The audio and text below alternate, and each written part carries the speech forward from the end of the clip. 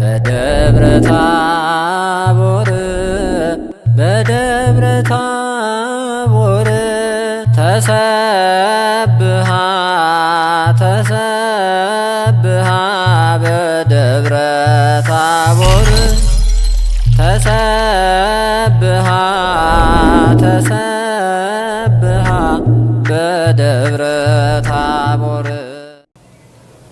በስመ አብ ወወልድ ወመንፈስ ቅዱስ አሐዱ አምላክ አሜን።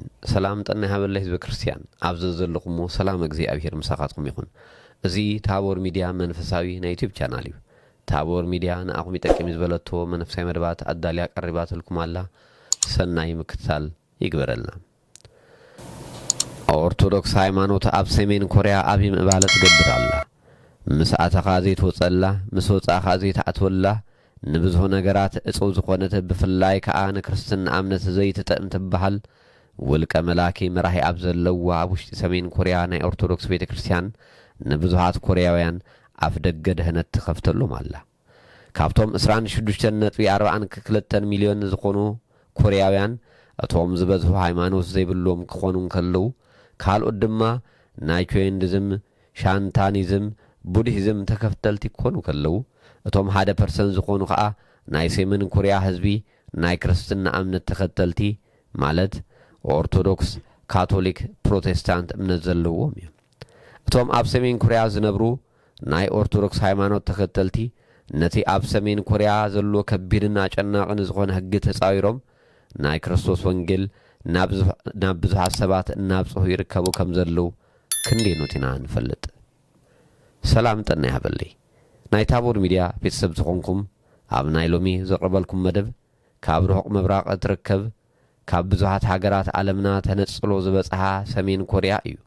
ኣብ ውሽጢ ሰሜን ኮርያ ዘላ ናይ ኦርቶዶክስ ቤተ ክርስቲያን ኣገልግሎት እንታይ ከም ዝመስል ኣብኡ ዘለው ክርስቲያን መንፈሳዊ ተጋድሎን ዘሎ ሓበሬታ ሂዘልኩም መፅእ ኣለኹ። ክሳብ ፍጻመ መደብ ምሳይ ክትፀንሑ ይእድመኩም ኣለኹ። ሰናይ ምክትታል ይግበረልና። ሎሚ ናይ ኦርቶዶክስ ቤተ ክርስቲያን ዘየላትሉ ስማ ዘይፅዋዓሉ ናይ ክርስቶስ መስቀል ወንጌል ሂዛ ዘይትርከበሉ ቦታ የላን። ጎይታና ኢየሱስ ክርስቶስ ኣብ ወንጌል ከም ዝተዛረቦ ካብዚ መጓስ እዚ ዘይኮና ካልኦት ኣባጉእና ኣለዋኒ ንኣታተን ድማ ከም ፀእንየ ቃላይ እውን ክሰምዓየን ሓደ መጓሰን ሓደ ጓሳን ከዓ ክኾና እየን ኢሉ ኣብ ወንጌል ዮሃንስ ምዕራፍ 10 ቁጥሪ 16 ከም ዝተዛረቦ ዓለም ቅድሚ ምብጥዓ ኢየሱስ ክርስቶስ ቅድሚ ምግላጹ ኣብ ልዕሊ ምድሪ ዘሎ ደቂ ሰባት ንኢየሱስ ክርስቶስ ብምፍላጥ ናይ ኢየሱስ ክርስቶስ ስም ብምጽዋዕ ብምእማን ናብ ኦርቶዶክሳዊት እምነት ከም ዝጠቕለላን ከም ዝጸንዓን ዝተነግረ ትንቢት ክፍጸም ግድን እዩ። ሎሚ ፍጹም ኣብ ዘይሕሰበሉ ክርስትና እምነት ከኣቱ እዩ ኢልካ ኣብ ዘይግመተሉ ኣዝዩ ከቢድን ዘፍርሕን መቅጻዕቲ ኣብ ዘለዎም ሃገራት ዓለምና ናይ ክርስቶስ ወንጌል ይሰፍሓሉ። ብፍላይ ድማ ኦርቶዶክስ ቤተ ክርስቲያን ብብዙሕ ኣጋጣሚ ናይ ክርስቶስ ወንጌል መስቀል ሂዛ ንክርስቶስ ዘይፈልጥዎን ወንጌል ዘይሰምዕዎ ሰባት ክበፅሓ ናይ ድህነት ጉዕዞ ንብዙሓት ትፅውዓሉ ዘመን ኢና ዘለና። ኣብዚ ሕጂ ግዜ ኣብ ዓለምና እፅዋት ሃገራት ዝበሃላ ካብ ኢራን ክሳብ ሰሜን ኮርያ ካብ ሳዑዲ ዓረብያ ክሳብ ኣፍጋኒስታን ናይ ጎይታና ኢየሱስ ክርስቶስ ስራሕን ምድሓንን ብብዙሕን ድንቅን ብዝኾነ መንገዲ እንዳተገልጸ ዝርከበሉ ግዜ እንተሃልዩ እዚ ዘለናዮ ዘመን እዩ። ካብዞም ኣቐዲምና ስሞም ዝጠቐስናዮም ሃገራት ስማ ብዙሕ ዘይለዓል ምስ ክርስትና ዘይትፋለጥ እምነት ክርስትና ናይ ምዕራባውያን ብፍላይ ናይ ኣሜሪካውያን ናይ ኣውሮፓውያን ባህልን ሃይማኖትን ከም ዝኾነ ኣብ ዝእመነሉ መንግስትን ሃገርን መጽሓፍ ቅዱስ ምንባብ ኣዝዩ ከቢድ ዝኾነ ፍርዲ ኣብ ዘስእበሉ ኣብ ውሽጢ ሰሜን ኮርያ ሎሚ ድንቅ ዝኾነ ናይ ክርስቶስ ወንጌል ስበኸላ ክርስቲያን እንዳበዝሑ ዝመፁላ ብፍላይ ድማ ኦርቶዶክሳዊት ቤተ ክርስቲያን ንህዝቢ ሰሜን ኮርያ ኣብ ዝበፅሓትሉ ኣብዚ ሕጂ እዋን ንኮርያውያን እንዳኣስተምሃረት እንዳኣጥመቐት ትርከባላ። ነዚ ድማ ኣዝዩ ዓብዪ ተራ ዝፃወት ዘሎ ናይ ሩስያ ፕሬዝዳንት ቭላድሚር ፑቲን እዩ። ሩስያ ምስ ምዕራባውያን ዘለዎ ናይ ፖለቲካ ምውጣጥ ገዲፋ ናብ ምብራቅ ገጾም ብምቕናም ምስ ሰሜን ኮርያ ዘለዎም ምጠቡቅ ዲፕሎማስያዊ ዝምድናታት መሰረት ናይ ኦርቶዶክስ እምነት ተከታሊ ዝኾነ ናይ ሩስያ ፕሬዝዳንት ቭላድሚር ፑቲን ነቲ ንሳቶም ዝኽተልዎ ናይ ኦርቶዶክስ ክርስትና እምነት ኣብ ፒዮንግያንግ ሰሜን ኮርያ ክሰፍሕ እቲ ህዝቢ ዝፈትዎ ወይ እውን ዝመረጾ እምነት ንኽተል ብዝገበርዎ ጥቡቕ ዝኾነ ዝምድና ሎሚ ኣብ ውሽጢ ሰሜን ኮርያ ፒዮንግያንግ ኦርቶዶክስ ክርስትና ዝቕበሉ ሰባት እንዳበዝሁን ንርእየሉን ንሰምዓሉን ግዜ ኢና ዘለና። ኣብዛ ውሽጢ እዛ ሃገር ንክርስቶስ ምፍላጥ ኣይኮነን ልዕሊ ፍርቂ ህዝቡን ዝኸውን እምነት ዘይብሎም እቶም እምነት ኣለዎም ተባሂሎም ዝግመቱን ኣብ ቁጥሩን ዝጽውዑ ናይቲ ሃገር ዜጋታት እንተሃለውን ጣዖት ዘምልኩ ሹንቲዝም ዝኣመሰሉ ነዞም ኣብ ርሑቕ ምብራቕ ዝርከቡ ሃይማኖት ዝኽተል ህዝቢ እዩ።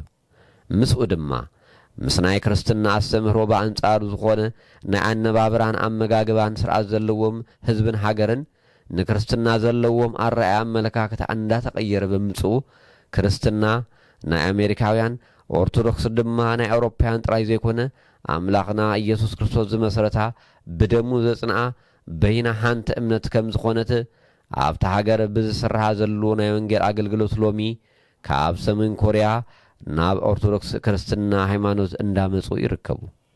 ስለዚ ሰሜን ኮርያ ቅድሚ ካብ ዝነበረትሉ ንእግዚአብሔር ካብ ዘይምፍላጥ ህይወት ንእግዚአብሔር ናብ ምፍላጥ ህይወት ካብ ጸልማት ጉዕዞ እንዳወጸት ናብ ብርሃን ጉዕዞ ጀሚራላ። ወንጌል ናብ ዝነበበላ መስቀል ናብ ዝጽወረላ ሃገር ክትከውን ሩስያ ዘይህለል ጻዕሪ ትገብራላ።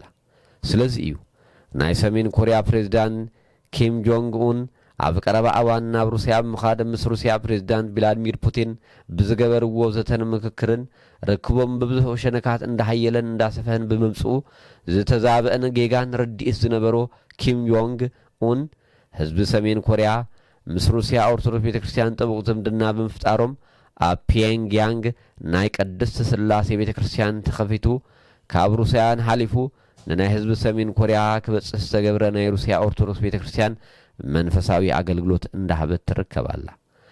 ሎሚ ሰሜን ኮርያ ኢየሱስ ክርስቶስ ዝመለኸላ ናይ ኦርቶዶክስ እምነት እንዳሰፈሕ ዝመጸላ ሃገር ኮይናላ። ምዕራባውያን ብዝገበርዎ ዝሰርሕዎን ዝተዛብአ ርክብ ምክንያት ሰሜን ኮርያውያን ኣብ ክርስትና ዝነበሮም ትሑትን ጌጋን ኣመለካክታ እንዳተኣረየን እንዳተማሃሸን ብምምጽኡ ሎሚ ሰሜን ኮርያ ብክርስትና እምነት እንዳኣለቕለቐት ትርከብ ንኢየሱስ ክርስቶስ እንዳፈለጠት ዝመጸት ሃገር ኮይናላ። ናይ ኦርቶዶክስ ቤተክርስቲያን ኣብ ምዕራባዊ ዓለም ኣብ ምብራቁን ሎሚ ድማ ክርስትና ኣብ ዘይፈልጣን ካብ ናይ ዓረባት ዓለም ክሳብ ርሑቕ ምብራቕ ሃገራት ኦርቶዶክስ ሃይማኖት ክትድለይ ጀሚራላ። እዚ ድማ ጎይታና ኢየሱስ ክርስቶስ ኣብ ወንጌል ዝተዛረቦ ቃል ክፍጸም ግድን እዩ እሞ ሓደ መጓሰን ሓደ ጓሳን ክኾና እየን ኢሉ ዝተዛረቦ ቃል ዝፍጸመሉ ዘመን በጺሕና ኣለና። ንሕናውን ኣብዛ ቅድስትን ንጽሕትን ኣበር ዘይብላ ኦርቶዶክሳዊት ተዋህዶ ቤተክርስቲያን ሃይማኖትና ጸኒዕና ንኢየሱስ ክርስቶስ እንዳምለኽና ብናይ ቅዱሳን ኣማላድነቶም እንዳተማህጸና ብቃልን ግብርን ክሳብ መወዳእታ ክንጸንዕ ልዑል ፈጣሪ ይርዳና። ነዚ ሓበሬታ እዚ ጸብጻብን ትሰምዑ ዘለኹም ኩልኩም ተኸታተልቲ ታቦር ሚድያ ነዚ ቻናል ሰብስክራይብ ብምግባር ኣብዚ ቻናል ቀጻሊ ዝፍኖ መደብ በእዋኑ ክበጽሐኩም ናይታ ደወል ምልክት ብምጥዋቅ ቤተሰብ ክትኮኑ ኣብዚ ቻናል ዝፍኖ መደባት ናብ ኩሉ ክበጽሕ ሼር ብምግባር ደገፍኩም ክትገልጹ በዛ አጋጣሚ እዚ ክላበኩም ይፈቱ። ክሳብ ፍጻመ መደብና ስለ ጸናሕኩም ነመስግን። ሰናይ ቀነ ይግበረልና። በደብረ ታቦር ተሰብሃ በደብረ ታቦር ተሰብሃ